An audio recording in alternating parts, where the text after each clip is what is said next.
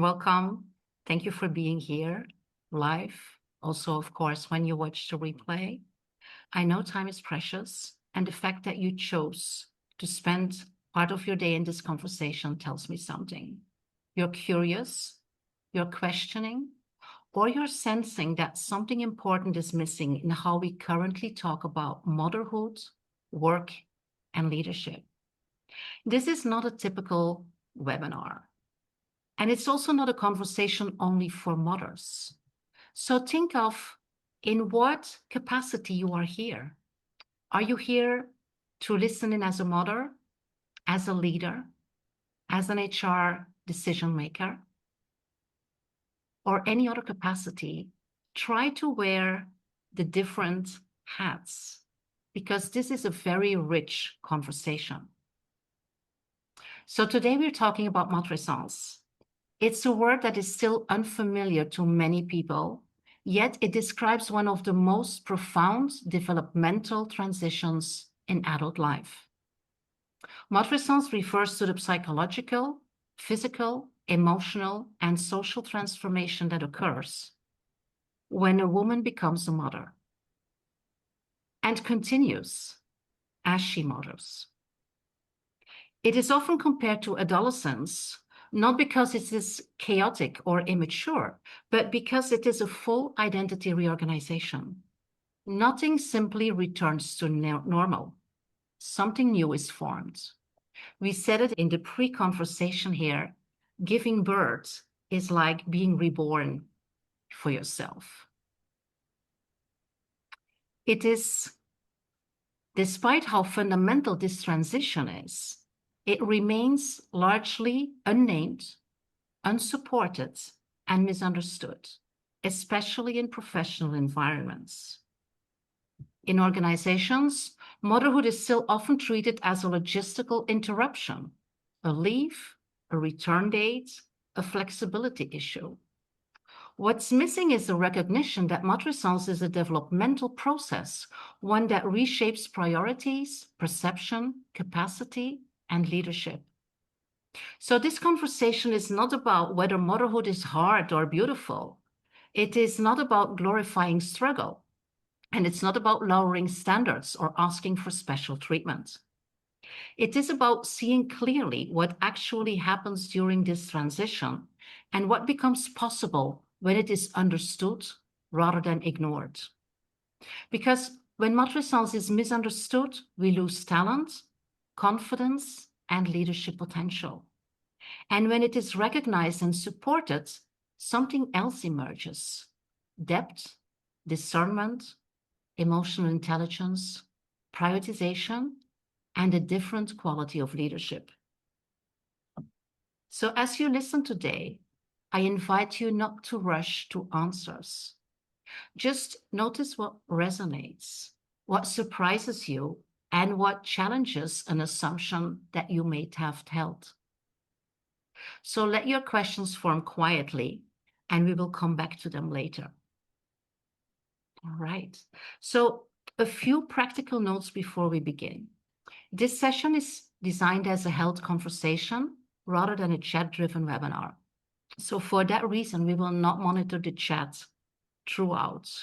So if a question arises to you, I invite you to use the chat function for the question, and it allows me to gather and curate questions later in the Q&A. We will have a 10-minute Q&A that might be a little bit longer depending on the energy and the passion that we find there. So you're welcome to take notes, to reflect, or simply listen. Listening is already participation. And at the end of the conversation, we will bring in as many voices as possible. I see that a lot of people joined us live. If you are here watching the replay and you have questions, please connect with one of us. I will introduce everybody here involved today. Connect with us directly via LinkedIn, via the website. All the contact information will be available. So let me briefly introduce myself. For those of you who don't know me, I am Helena de Monk, and I work as a holistic, women-centered leadership coach and facilitator. And for more than 20 years, I've worked with women leaders, executives, and organizations across sectors and countries. What I've learned over the years is that leadership transitions are rarely just professional. They touch identity, authority, confidence, and the stories we tell ourselves about who we are allowed to become. I became interested in Matrescence not because it's a women's issue, but because it's one of the most underestimated leadership transitions of adult life, and one that organizations are still remarkably unprepared to recognize, let alone support. I'm also board member of Global Women Hub, organizer of this webinar, where I see every day how deeply interconnected women's health, leadership, and systemic change really are. My role today is not to teach or to convince, but to hold the arc of the conversation, to ask the questions that help us see clearly what is often rushed, silenced, or misunderstood. And I'm very glad not to be holding this conversation alone. So let me introduce the three amazing women that will be here sharing their expertise and knowledge and experience. I'd like to start by introducing Roberta Nicotra. Roberta is the co-founder of Luna Lab, a social initiative supporting women and organizations through the transition of motherhood. She brings a rare combination of policy expertise, leadership development, and lived experience, shaped by years working within international and European institutions. What makes Roberta's voice particularly important is her ability to articulate matrescence not as a personal issue, but as a 360-degree developmental process, one that reshapes leadership capacity, decision-making, empathy, and responsibility. She challenges the idea that motherhood is a detour and instead invites us to see how depth, clarity, and authority are often forged through disruption. Welcome, Roberta. I'm so happy to have you here. Next, we have Agata Spisou. Agata is also a co-founder of Luna Lab and brings another essential dimension to this conversation. With a background in strategic communications and public affairs, combined with coaching, mindfulness, and stress regulation work, Agata operates at the intersection of inner experience and organizational reality.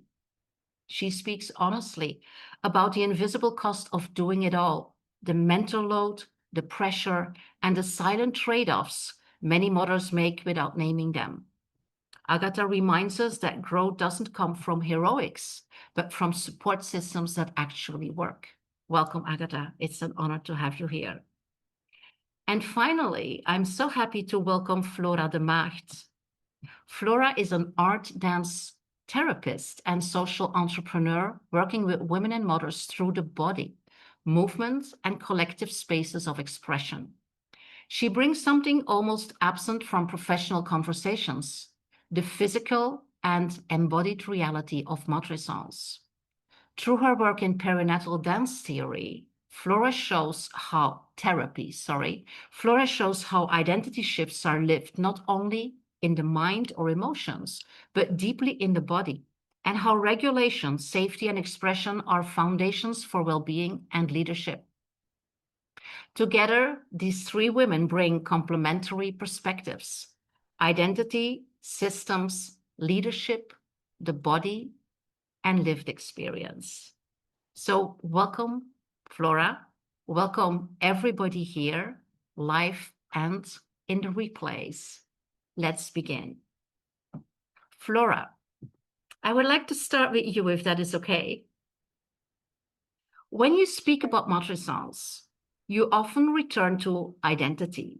The moment realizes she's no longer who she was, but yet doesn't yet know who she's becoming. So if you had to help somebody feel that identity shift, not understand it intellectually, but feel it, where would you start? Thank you so much, Elena. And thank you everyone for joining. And thank you for this great question that also brings us to another level. It's not only an intellectual conversation, it's a full body engagement that we're going to experience here today. Also because matrescence and becoming a mother is a fully embodied experience. And to start with, to respond to your question, I would like to invite you and you ask what I would say to that person. So if that person were you, dear Helena, I would like you to take a big breath in and to take a big Let's breath. all do this. Let's all do this together. Exactly. We're behind our screens, but it's not because it's digital that we don't also have a full body behind. So you can really take that time to maybe ground your feet also, if you're seated on a chair, and maybe even close your eyes if you feel like it today. And you can take a big breath in through your nose and a deep breath out all the way until you feel some sort of tension down in your belly. You can start to breathe in again and breathe out entirely. And at the end of your breath out, you may feel some tension right at the core. And this is where is your center of gravity. And I invite you to connect to that center of gravity, that little, as if it was a little bullet or a little point of tension. And this is also where your essence is and where everything started when you became a mother. And I invite you to feel and to experience that this place within the womb is not only the place of creation, but also the place of intuition. And becoming a mother is no longer about thinking your action and engaging your brain to become active or to lead, but it's about following an intuition, a deep, creative, and embodied feeling down in your belly and throughout your entire body. So if you're okay now, you can open your eyes again. And through that feeling, I hope you can understand that Matrescence is an embodied experiment. It is one of unity that we're always thriving for, because becoming a mother may also feel, many of us have this feeling of disconnection or of having various identities clashing with each other, but we are called for this unity, and talking about matrescence hopefully can all help us reach that inside, inner, and embodied unity. Beautiful. Thank you so much also for having us, sharing that experience and bringing us really with the body in this conversation. Thank you so much. Thank you, Yeah. Elena. Roberta, you said that matrescence is not one transition, but many happening all at once, and that this complexity is often mistaken for personal failure. So, what changes for a woman the moment that this transition is named or labeled? It's about giving the language to validate what is going on. As you introduced, Lina, this is a complex shift of identity that entails also a physical, a psychological, emotional, and a social component, and they are all interconnected. And sometimes we of course, especially today through social media, we tend to compare our experiences and to share perhaps the bright side, while all these changes that are happening make us feel isolated in a certain sense. And this is where knowing what is going on and that it's the developmental stage. It's simply human, and it's part of the human experience, and it's part of being a woman. And we all, independently from our own experience and challenges and our own perspective and our unique way of living motherhood and matrescence as a transition, we all feel overwhelmed. We all struggle.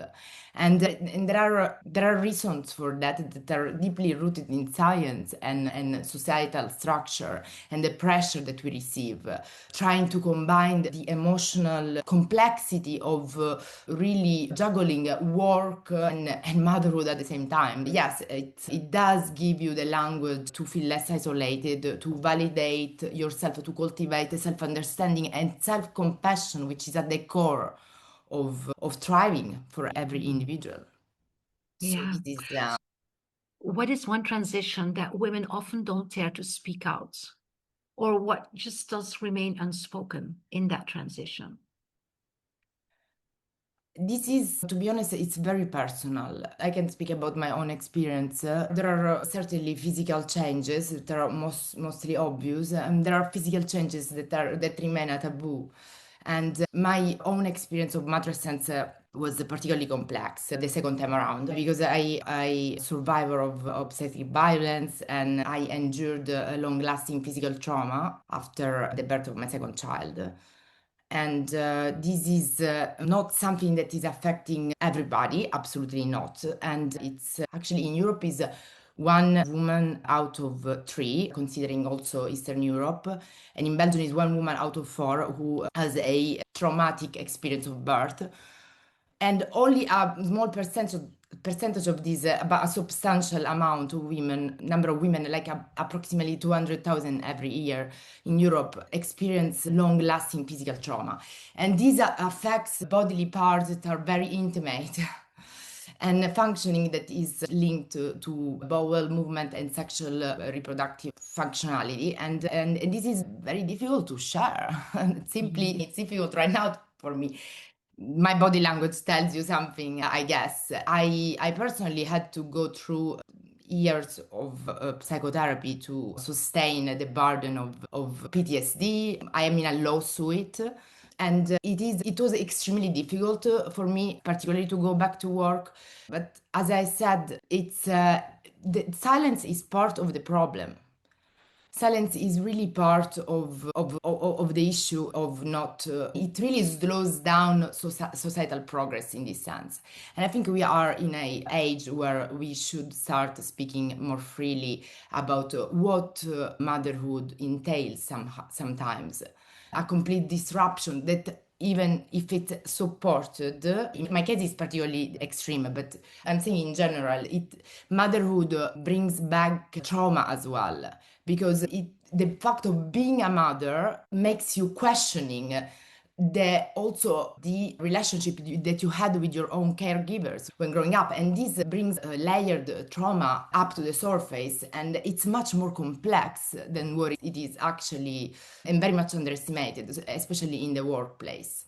So if we are serious about mental health, the importance of mental health, and also about gender equity, we need to discuss these themes. Yeah. Thank you so much, Roberta, for sharing this experience. Because, like you say, there's a lot of things that are not named, that are taboo, that women feel like there's no space or no safe space to bring this up. And as you have talked about all these different layers of what is activated basically by giving birth and by becoming a mother in bodily, ancestral relationship with your own parents, and maybe even deeper emotional, their practical and logistical don't even they're random if you look at all the other transitions. So it is so important to, although you say that your experience was extreme, but still it is so important to normalize these experiences so women don't feel alone. And also partners and leaders, managers, HR is aware of this large transition so they can also try to understand and maybe offer some space or invite the woman to share some of these elements in case they have an impact also on the professional and the performing. Yeah, absolutely. Thank you so much for sharing. Yeah.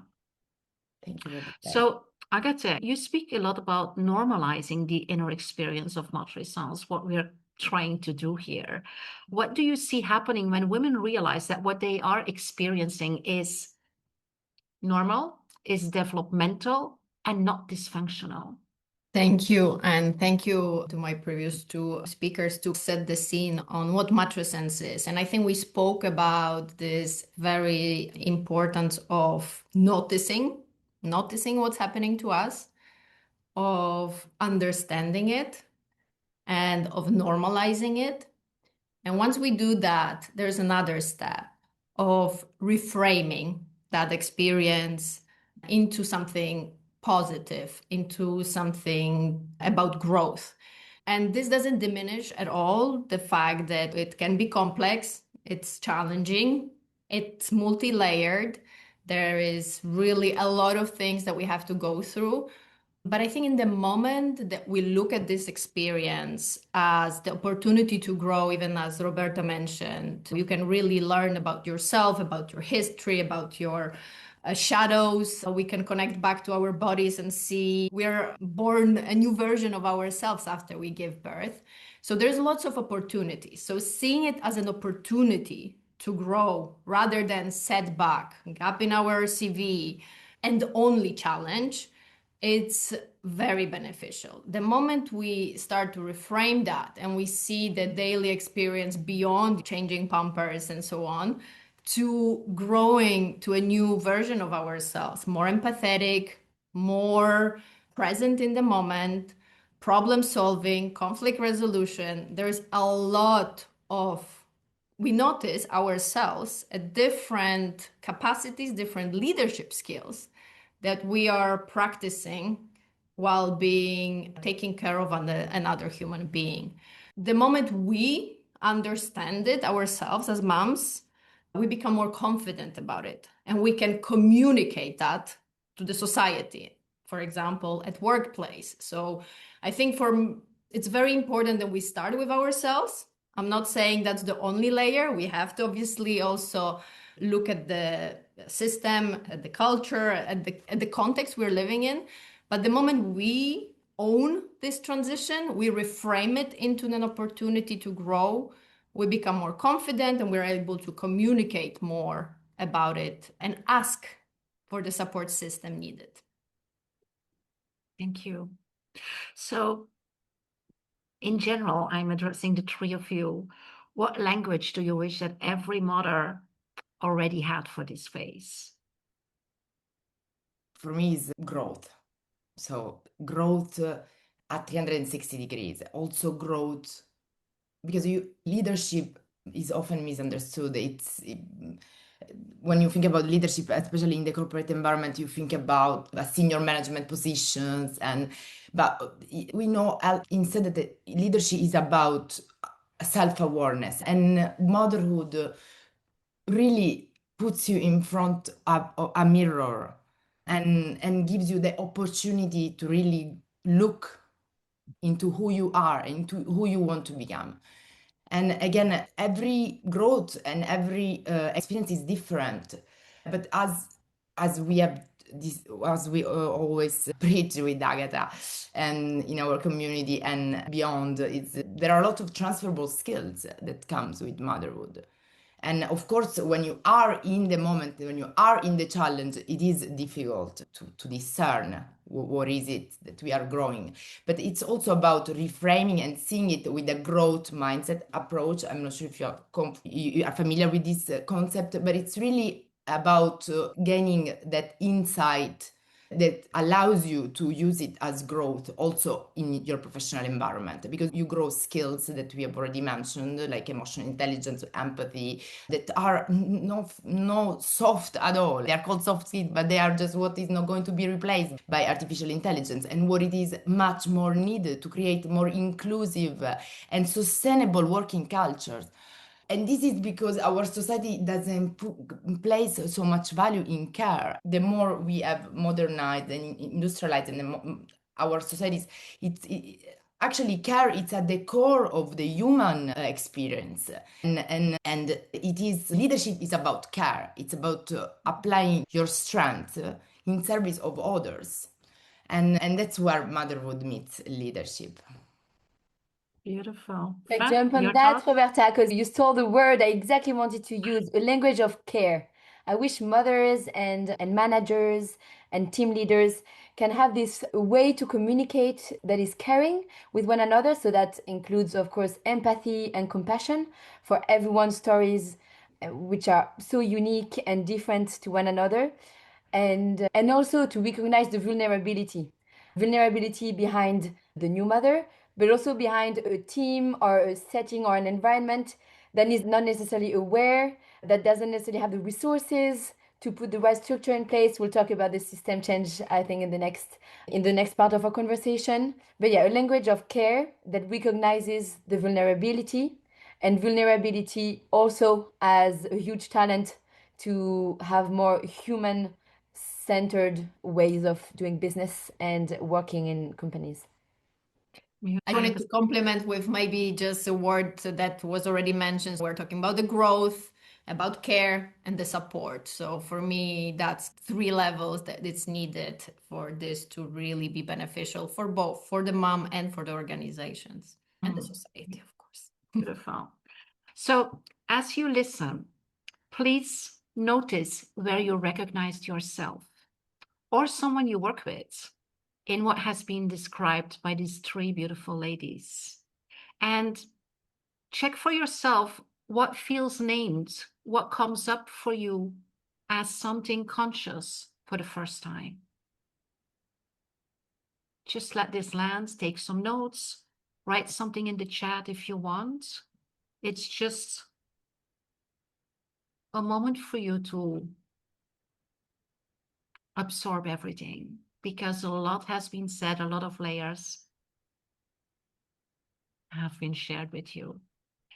And what stands out is how much of this transition remains invisible, even when women themselves are already doing enormous inner work, like a lot of us. And that brings us to what happens when this invisible transition meets workplaces and systems that, let's be honest, were never designed to see it. So, Roberta, you've been very clear that one of the biggest misunderstandings at work is the expectation of linearity, the idea that a woman simply returns after a maternity leave. What does this expectation completely fail to see? So we have talked about the complexity of balancing motherhood and career at the same time. And if we are serious about discussing themes around gender equity, pay gap, which still in Europe affects women earn 14% less than men. And if you're serious about talking also about pension gaps and about more women in leadership pipelines, which research shows affects diversity and inclusion, which in turn affects also performance and innovation. If we're serious about all of these, and we need to understand that the focus must be placed on reintegration, on effective intervention on reintegration. Because, okay, transition to motherhood needs temporary adjustments, of course. It needs flexibility. It needs also wide, more important, parental leave also for men. And actually parental leave that men take, because unfortunately the reality is that the men do not take the leave even if it's given, because it's not accepted society from the working culture, from no, we cannot generalize, but in most companies and in most working environments. And also we are very much aware that the situation varies based on the country, based on the industry. But we know that we need all of that, but we also know that we need this structured support for mothers to come back, because motherhood, it's one of the most important points, if not the most important inflection point in a woman's career. Let me think 1 second, because I'm not sure if I replied to your question. It was like, what does this expectation of linearity, because it's expected that our bodies and our identity just sync back with the calendar. Okay, let's now maternity leave is ended and let's go all back to business as before. And this is clearly not the case. And we know that as our co-workers know that, our partners know that, our managers know that. And that's why motherhood at the end of the day is treated as a setback, it's treated as a limitation in the professional environment. We simply think it's not, because it fits supported. We know there is actually a growing body of research that shows that to navigate the stigma, the societal expectations, and this emotional complexity that comes from this balancing career and motherhood, structured support, peer groups, and mental health support, and it's really the answer. And I hope I replied to your question, Helena. There are a lot of concepts coming into when we speak about linearity and motherhood. There is nothing linear in motherhood. There is nothing linear in the human experience as such. Thank you for sharing that. I think we are really touching people's experiences and my own experience. I do a lot of parental transition coaching, and my own experience with this linearity is that both the mother is forced into this mindset and thinking process of the system that she's working in. I'm talking international law firms, international banks, things like that. This is your date where you are on leave. This is the date when you return. And then it is about how do you return? Not understanding that there will be more women, more leadership returning. Instead, they think of, okay, we will have flexibility issues, we will have hormonal disruption issues, things like that. There's a lot of pre-setting where some of these things might happen, but then again, they're ignored, or they're a taboo to talk about, both for the women or HR or their N+1. But also they are ignoring what capacity these women are bringing as mothers in terms of what they have experienced and learned during their first stage of parenthood. So how do you see that? Agatha, any ideas on that? So in terms of the problems or more of the solutions in the... I would say the linearity that is there. Yeah, I guess everybody can imagine the problems. Let's look solutions. Yeah, let's talk solutions. But I think before also to understand or change this concept of linearity is also, again, remembering the differences that we are all experiencing in this journey. And also that for everybody it's a different type of going back, and depending how many kids you have, what situation you're in as an expat community, the traditional support system is lacking.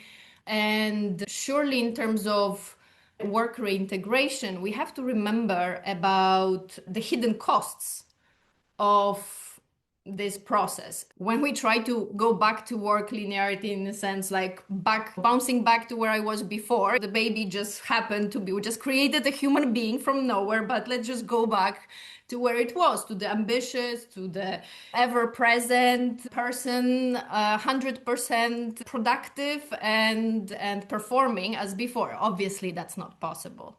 So we really need to think about the costs of all that unseen changes and the changes that are not understood, the mental load that women are carrying in also coming back. It's not only going back to the office, in the same time, the emotional weight of leaving the child, for example, in childcare, the guilt, the planning, making sure you have that artificial support system, because we don't live in an era where there's a village to support us to raise a child as it should be, and it was.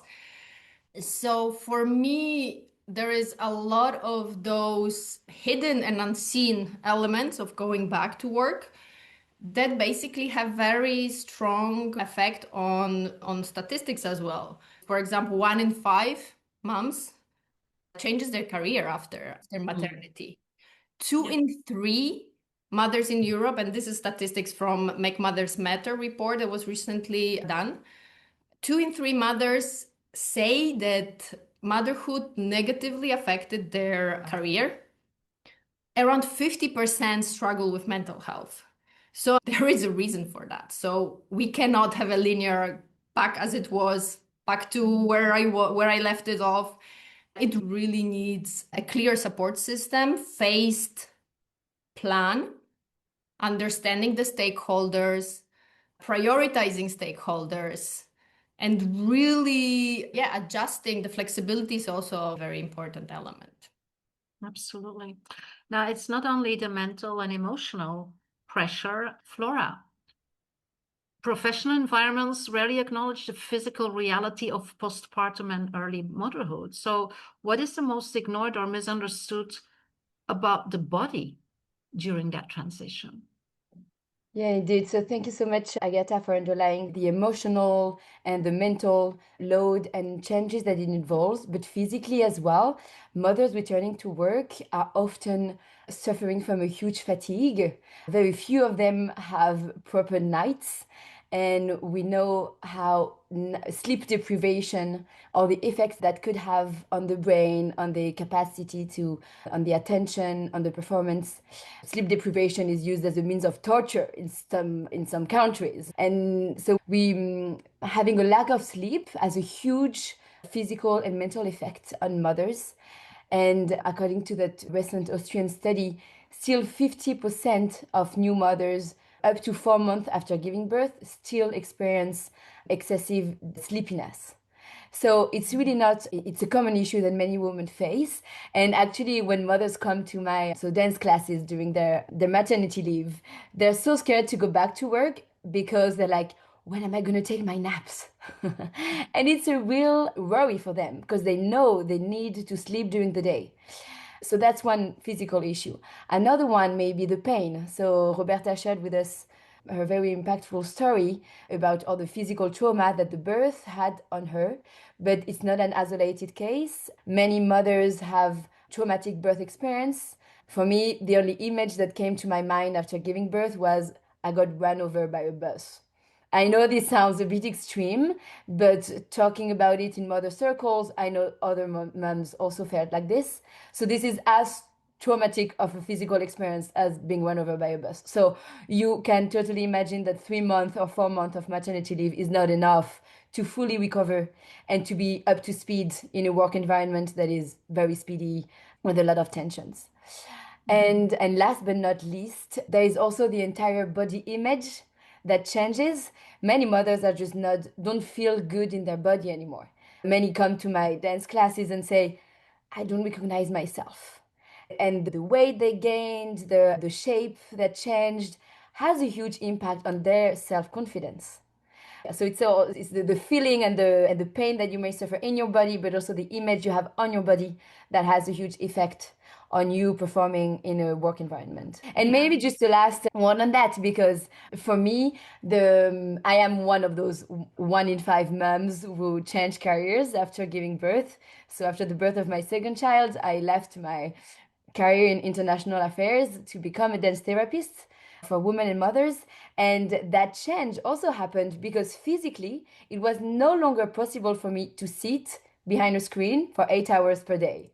And it's also the impact of COVID and everything coming digital, but just having Zoom calls, sitting on a chair all day long was just not what I needed. I needed movement. I needed to move. I needed in-person contacts as well. And this very just physical need had an influence on the job that I chose to transition to. Wow. Yeah. This physical, this emotional, this mental changes, they're actually like a reorganization of priorities, of load, and they are very often read as reduced ambition. This is also something that I hear very often. So I would like to invite the three of you, but also the audience, just to think of what does this misunderstanding look like in everyday work moments, like meetings or meeting times, deadlines, performance expectations. Agatha, Roberta, what do you experience in the work that you do and the advice that you give with Luna Lab in that area? Motherhood is perceived both internally and externally as reduced ambition or a lack of focus, while we know it very well, and the mothers are not less ambitious. Not all of a sudden they become less ambitious. They are simply less supported, and because the work has been designed by man for man, and this is history that tells us we know how we arrived to here, and what the role of caregivers we always had for also biological reasons. But yeah, this is just the translation of this enormous increase in mental load that we have discussed. This is especially it's true not just for women, it's true also for men, because men are increasingly more, and they should be more involved in caring. It's also particularly true for the sandwich generation, so those that at one point in their life find themselves caring for both their kids and their aging parents. So it's it's a conversation that has to go around care, especially now here we are today here discussing about matrescence and discussing the particularly strong impact that it has on mothers. But what we see is that the perception goes against us, because we ourselves perceive it as a disruption. We still want to have kids. We do contribute to economy by doing that, and so we have a very important role in society. But the narrative around care is simply not in our favor, in the favor of the human being, let's say, in more general, because it also interests partners, not just women. I think, if I may add on, I think it's also not so much defining the ambition. No, it's how you define the ambition. It's not that we're less ambitious, it's just our priorities shifts and what we regard as a success. I think in our work, we very much emphasize the concept of redefining success through matrescence. And I think that's a key question to ask yourself in that moment. What does success look like for me now, professionally, personally, with my friends, in all kind of areas of our life? And that definition will keep changing. So I think if we really truly want to understand the ambition to be present, the ambition to nurture others, the ambition, we continue to be very ambitious. We're actually overly ambitious to basically tick all the boxes. The problem is if we measure that ambition in terms of productivity, 100% performance, showing up in networking events in the bedtime moment, we just have to, for ourselves, because I have to say that's not only the problem of societal pressure. To some extent, it's put on us, but we put it on ourselves as well. So we also feel like we're less ambitious, or we judge ourselves that now we have this gap in CV, now we stopped and we compare ourselves with the others that continue growing in the professional career. But I think if we look at the word ambition in a different definition, I think we still are very ambitious. Yes, I completely agree. And I just wanted to say something, of course, because indeed, this is not the case for everybody. Not everybody can stop and reflect on what is going on. And Agatha came back 3 times to work. The second time around, I could not because it was physically impossible. I had to have multiple surgeries, and I still am 5 years on with the physical consequences and condition. But when I went back the first time around, when I was actually relatively young, 28, 29, I was, what is going on with me? I was such an ambitious. I left home when I was 18. I just learned languages, had a lot of experiences working experience in international organizations around the world. And I was like always on the go, always. And then all of a sudden you are like, okay, this is not working. And this is not working as before. And it's also the expectation that we do place in ourselves, as Agatha said. It's really, perhaps this is what we see as the stronger drive of self-disruption, let's say, because it comes with a huge weight to think that we can have it all. Yes, we can, but not at the same time. So that's what we always discuss with our women. You can have it all, but you need to pick. You cannot have it all at the same time, which doesn't mean, because it depends always where is your starting point, what is your situation. That's why it's very important to work on a very personal level. So these peer groups are very important because they give the opportunity to not really feel less alone and understand that despite what is your unique perspective, despite what are your incredible challenges, they will be always different from another mom, but they still give you the same type of emotions, let's say, the same type of feeling lost and needing to recombine, reintegrate, rethink your way of being a professional and a mother at the same time. But again, it's also very important to have a targeted personal approach to discuss growth on a more personal level. That's for sure what we have seen. A lot of Maybe, Elena, Food for thought. if I can just add one thing to the notion of success. Just wanted to highlight once more that every motherhood experience is different, and even for as a mother, depending on the child, it depends so much on the experience of the birth and the experience of the child. For me, I was a mother at 24, and my baby was so easy, and my return to work was so easy. I actually felt more powerful, more accomplished as a woman. I was working until 6, like the very limit of the daycare, but my baby was super happy at creche. So it all went super well. I was continuing my career at the UN and it all went super well. And I actually had a colleague who had told me, yeah, I actually tend to prefer hiring mothers because they're so efficient.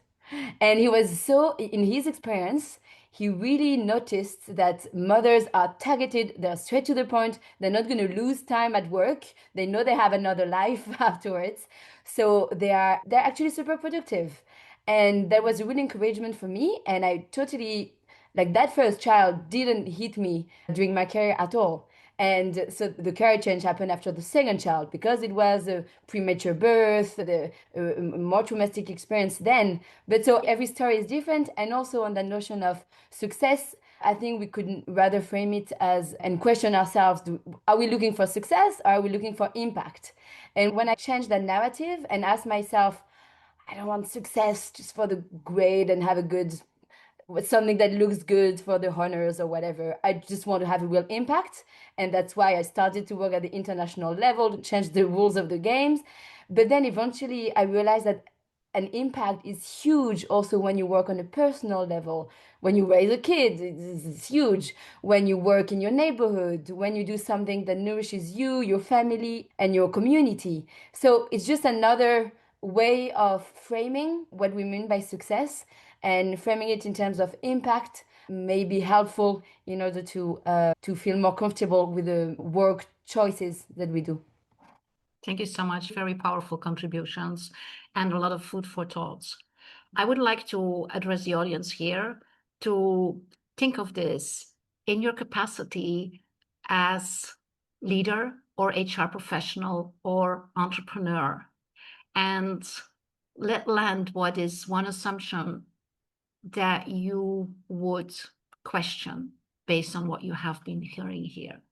And I think it was Roberta who already made a very nice bridge to our next topic. That is that, first of all, what becomes clear is that the problem is not the motherhood itself, but the mismatch between what this transition requires and what our systems currently offer.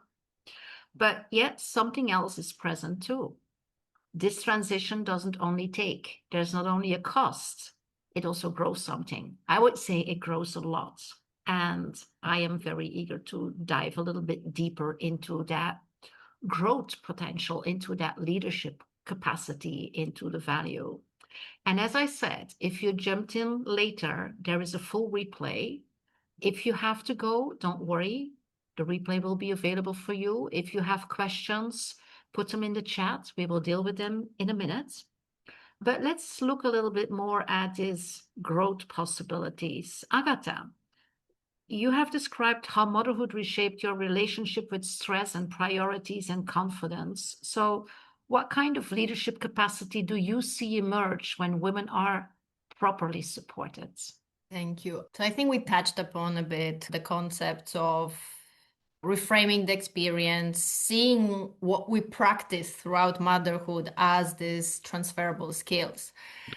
And there's a lot. There has been actually a study in US to categorize that, and it's 18 categories that came up in terms of capacities and skills collected through unpaid care work, where obviously motherhood is one of the most prominent one.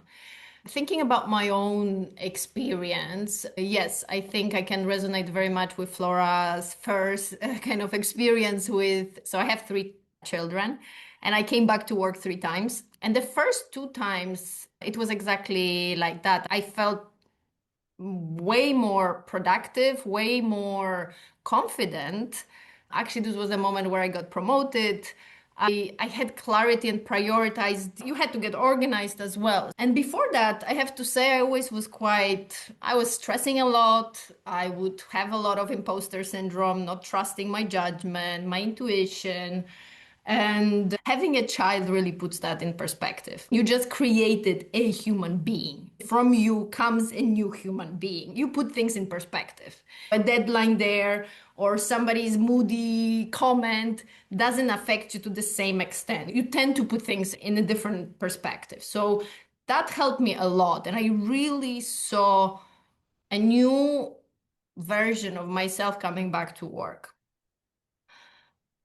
I had very short times back at work because I was always like, actually with my second one, I came back to work already pregnant with my second child. So my experiences in between were very short. And I think this is why it also worked. And then after my third child, it started hitting me. And I don't think it's so much in terms of having the three child. I think the first child changes your life and the kind of more you have is more logistics. Obviously, depends on the experience. Obviously, depends on the type of experiences you were going through. But just as an idea of number, it wasn't the number of the children. It was what happened to me. I think it hit me after the third one. I felt that it was too much. I was putting too much pressure on myself. I was trying to do everything by myself and so on. So back to the growth concept, you bring a lot of new skills or so much more practiced skills in real scenarios and developed skills back to work, but you need that support and understanding. I cannot be more clear about that. And I felt that I didn't have that in the third situation. And I think maybe to summarize the capacities, the leadership capacities, we call it generative, maternal type of leadership.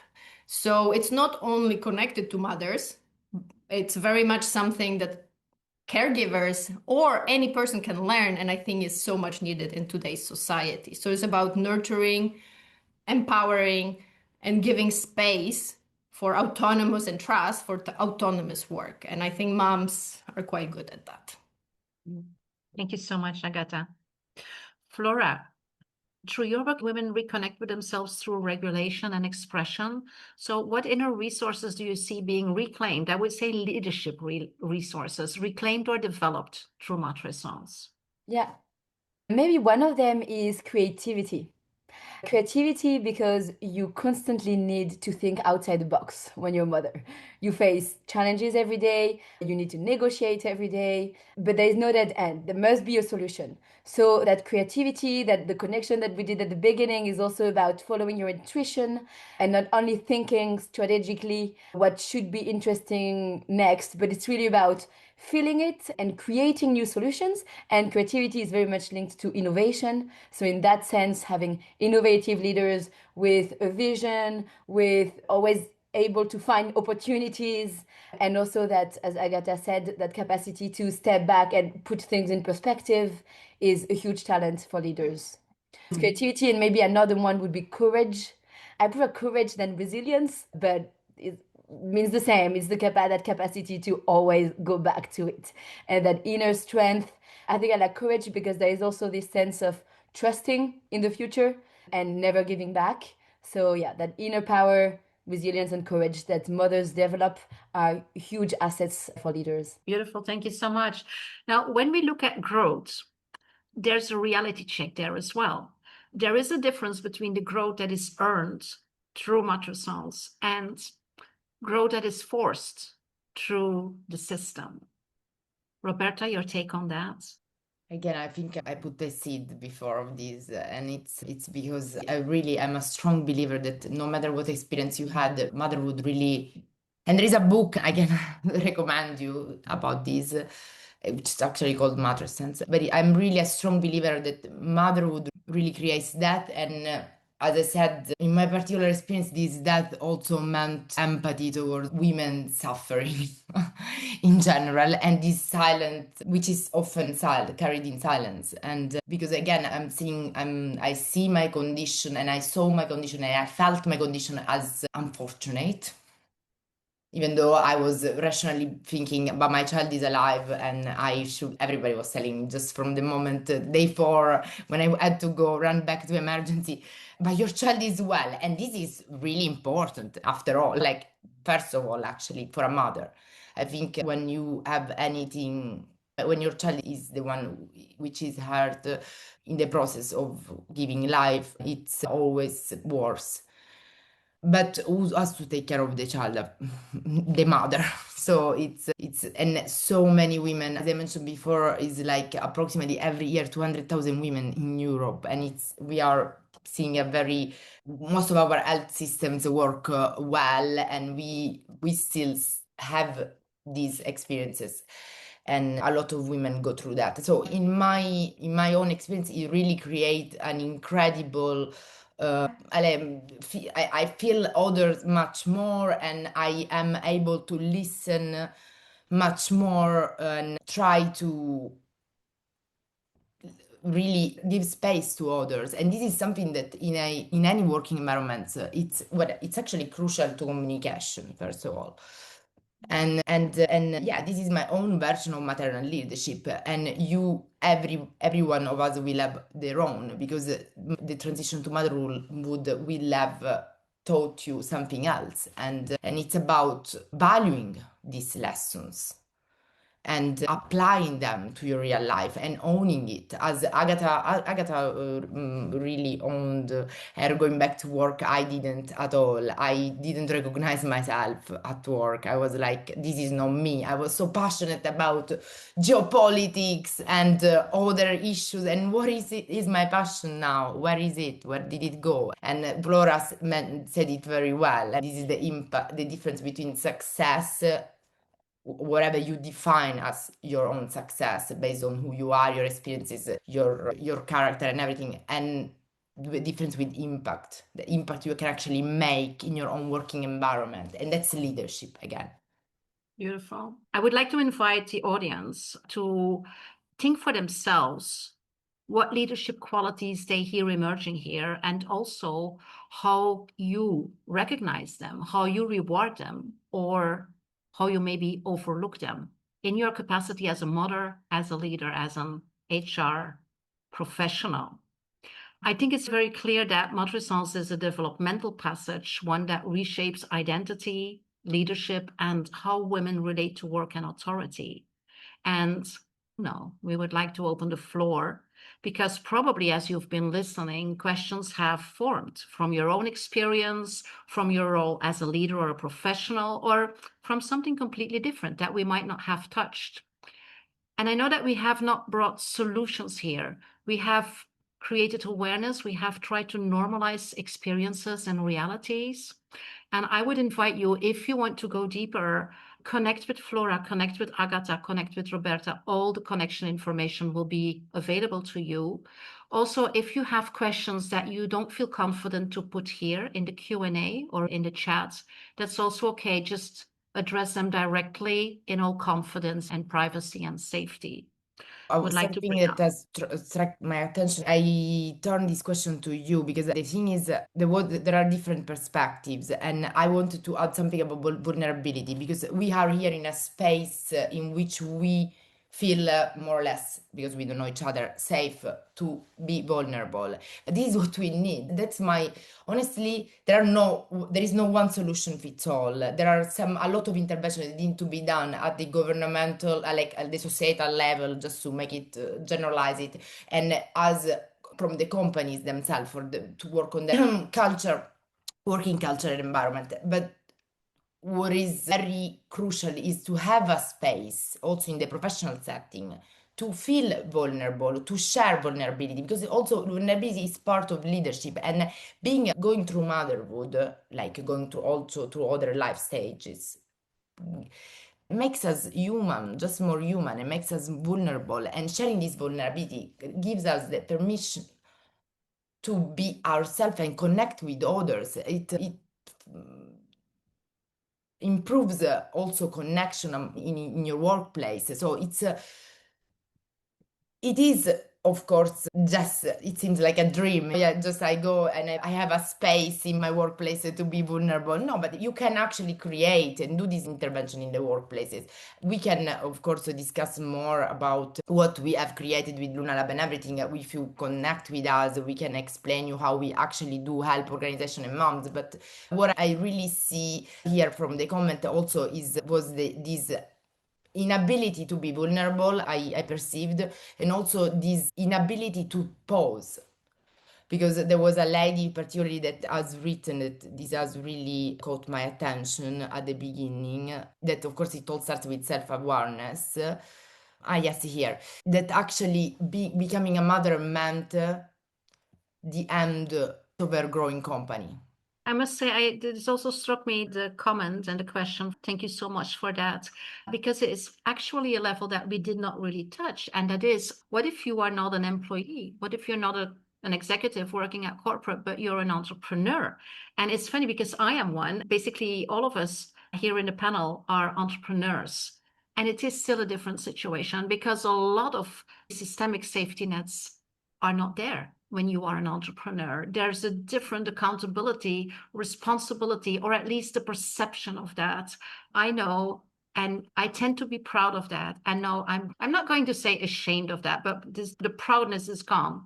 I was back at the office. I was an entrepreneur. I had 7 or 8 people on my payroll. I thought that I was unmissable, and I was back at the office when my baby was 6 weeks old. And I took him with me. I breastfeeded for 2.5 months. I had an adorable, perfect baby in terms of sleeping and feeding, but I was back after 6 weeks. And for me, that was like, as an entrepreneur overachiever, that was like evident. And some people say, are you sure that's a good thing to do? And I know that I would do that differently right now. But at that time, as an entrepreneur, I felt that responsibility to be there. I think that leaders in organizations sometimes also have that feeling like they cannot be missed, right? That they leave their team. But still, as entrepreneurs, we do not have all these HR policies, and even financially, there's a big difference. Thank you so much for bringing that up, because this is also a very important context, and I would say pressure that is systemically put upon us as mothers when we are entrepreneurs. Anybody wants to add something here or reframe this? I think it just puts even more importance on the conversations we have today. I think my take on this, we are quite fresh on the panel. We are the fresh entrepreneurs here. And it was a bit by choice, by necessity, depends how you look at that. And there is this hope for a bit more flexibility, a bit more. It always depends, of course, also on your system you're in, because obviously that's very important whether you can. So I think whether it's entrepreneurship or going back to corporate world, it very much depends what environment you're coming back to. And for sure, yes, it depends what support system you provided yourself ahead of going to that. I hear a lot now, for example, in social media, the aware moms, let's say, trying to plan it in advance and put in system of co-CEOs and all. But it very much depends on your situation, on your possibilities, financial possibilities. So I think it's a very complex process. And I think I was one of the ones and it still didn't work. I'm not saying that's the only, but you said if I would know if it would be normalized, I might have acted differently. So this is where I referred to. Absolutely. I'm not saying that you can expect what could happen to you and what is the process there. I think I just wanted to say that it very much depends on the situation you're going back to.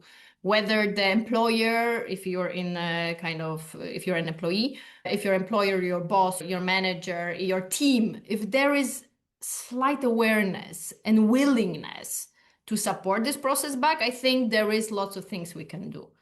So it's very much also based on very much the people you have around you. And if you're a solo entrepreneur, yes, it's something that, yeah, it's a lot of challenges, but and the society we're living in is doesn't really have fallback and support systems yet ready. But I think that's why the conversation today is needed, to see that pause, that not as a pause, not as a break and relaxed leave on holidays to be nicely with your kid.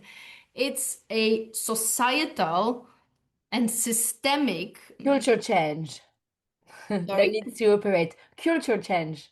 Cultural change. Exactly, as you Yeah. said, it's moving from, so one support system around you is key, but then it's about a systemic and entire social culture change, because the stereotypes didn't come necessarily from your colleagues. It came from TV, it came from social media, it came from memories from older generations. So it's much bigger than that. And having that external pressure is so intense on every one of us. And that's why the shift should come from within. I have that image of, if you put a lot of pressure on something that has nothing inside, it's going to get squeezed. But if it's strong enough from the inside, if it has consistency, nothing can really squeeze it or make it change its form. And I think maybe we're all invited as women, not only as mothers, because I think this is all also a bigger issue on gender stereotypes, on gender inequalities, but having that kind of capacity to build that inner strength and that inner confidence, so that we're not too much affected by external advice or visions, but that we can really shape our own vision and decision. But I know that sounds very difficult, but I'm sure we are It's a all process. exactly, it's a It's a process. life going process. It's never going to end. But if I want to, it is really that we need to stop treating matrescence as a problem, as an individual problem, but also as a problem.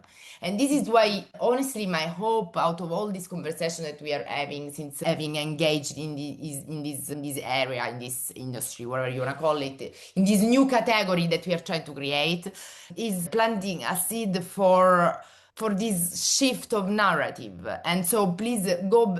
I hope that you come out of this conversation with this seed of, okay, this is not a problem. This is most certainly not an individual problem. This is a societal challenge that needs to be addressed with a redesigning workplaces, with also policies for sure. But as long as we as mother, we can also grow, as Flora says, our own awareness of what's going on, feel this space inside us. We will create this social progress that we so much long for.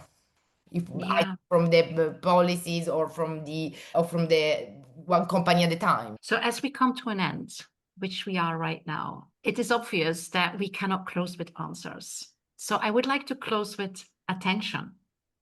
So before we finish, I invite you to notice what stayed with you. Perhaps a sentence, perhaps a discomfort, or perhaps a recognition. But certainly what we did here is to give this a language. Matrescence is not a detour from leadership. It's a passage that reveals what leadership actually requires. And whether you are a mother or a leader or an HR professional or an ally, I saw that there was no single man here in the participants active. I hope some of you are watching the replay. This conversation invites a different responsibility, not to fix or optimize this transition, but to see it clearly and to allow our systems and expectations and language to mature alongside it. So thank you, Roberta Nicotra, Agatha Spiso, and Flora de Maagd for the depth and the courage. And thank you, listening in here, for the quality of your listening. Conversations like this, they do not end when the call ends. They will continue how we notice, how we question, and how we act differently afterwards. And thank you for being part of this one. Have a great rest of your day and rest of your week. Bye for now. Thank you, Elena. Thank you, everyone. Thank you. Thank you so much, everyone, for participating.